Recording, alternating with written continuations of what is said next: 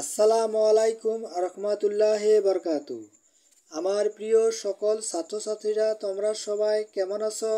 আশা করি ভালো আছো। আমিও ভালো আছি।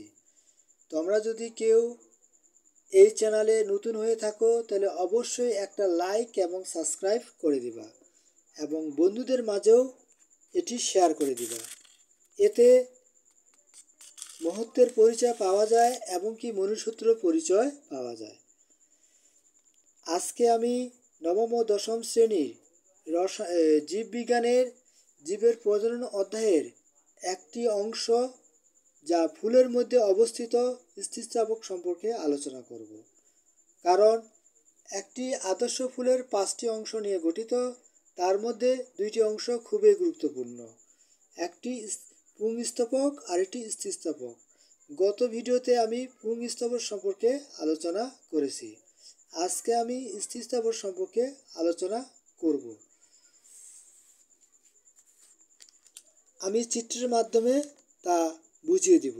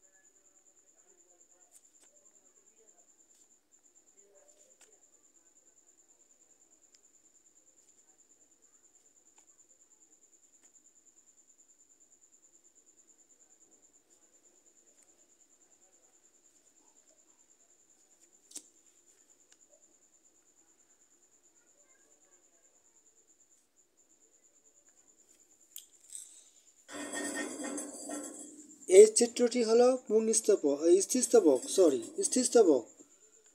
স্থিতিস্থাপক সাধারণত তিনটি অংশ নিয়ে গঠিত। উপরের অংশটি হলো গর্ভমুণ্ড,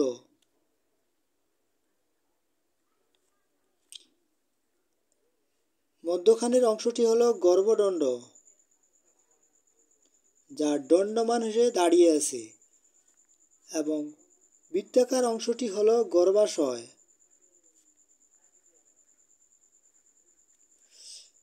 গর্ভাশয়ের ভিতরে অংশটি হলো ডিম্বক এবং ডিম্বাণুর ভিতরের অংশগুলো হলো ডিম্বকের ভিতরে অংশগুলো হলো ডিম্বাণু। এই ডিম্বাণুগুলো জনন কাজে অংশ নেয়। এছাড়াও এটি একটি ফুলের কেন্দ্রের মধ্যেই অবস্থান করে, যা একটি আদর্শ ফুলের জন্য অত্যাবশ্যক। তাহলে আমরা এভাবে বর্ণনা দিতে পারবো। উপরের চিত্রটি হলো একটি স্থিতিস্থাপক। স্থিতিস্থাপক 3টি অংশ নিয়ে গঠিত: গর্ভমুণ্ড, গর্ভদণ্ড, গর্ভাশয়। গর্ভাশয়ের ভিতরে ডিম্বক থাকে, ডিম্বকের ভিতরে ডিম্বাণু থাকে। এই ডিম্বাণুগুলো জনন কাজে অংশগ্রহণ করে।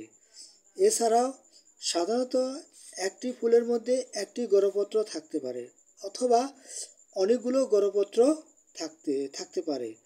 কিন্তু যদি যুক্ত অবস্থা থাকে তবে তাকে যুক্ত গর্ভপত্র বলে, আর যদি একাধিক গর্ভপত্র থাকে তাকে যুক্তপতি গর্ভপত্র বলে, আর আলাদা আলাদা থাকলে তাকে বিযুক্তি গর্ভপত্র বলে। বিযুক্তি গর্ভপত্র সংঘটিত হয় সাধারণত টিউলিপ ফুলের মধ্যে, আর যুক্তপতি গর্ভপত্রগুলো সংঘটিত হয় সরিষা এবং টমেটোর মধ্যে। তাই এই আদর্শ ফুলের ডিম্বাণুটি খুবই গুরুত্বপূর্ণ।